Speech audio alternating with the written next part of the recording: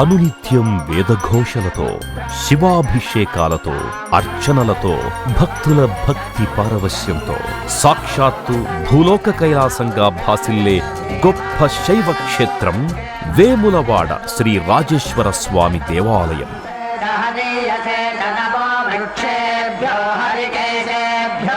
రాజన్న సిరిసిల్ల జిల్లాలో వెలిసిన మహిమాన్విత పుణ్యక్షేత్రం శ్రీ వేములవాడ రాజేశ్వర స్వామి దేవాలయం.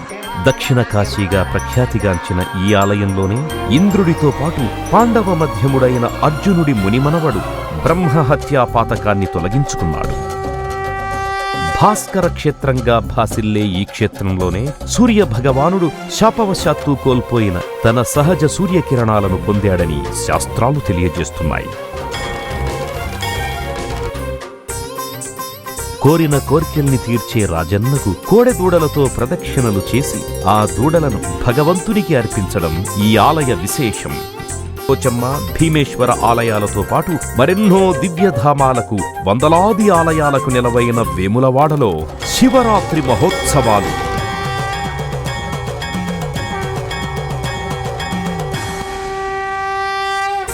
ఈ నెల 23 నుంచి అత్యంత వైభవంగా జరగనున్నాయి.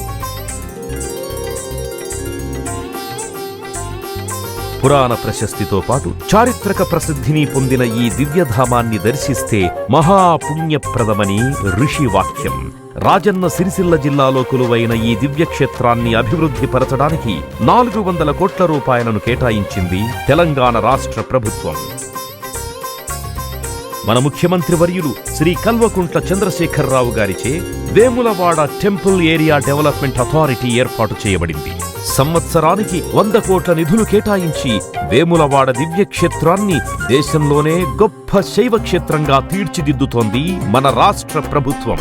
రాష్ట్ర పురపాలక శాఖ మంత్రివర్యులు, సిరిసిల్ల శాసనసభ్యులు మాన్య కల్వకుంట్ల తారక రామారావు గారి ప్రత్యేక పర్యవేక్షణలో అనేక ప్రణాళికలు అమలు చేయబడుతున్నాయి.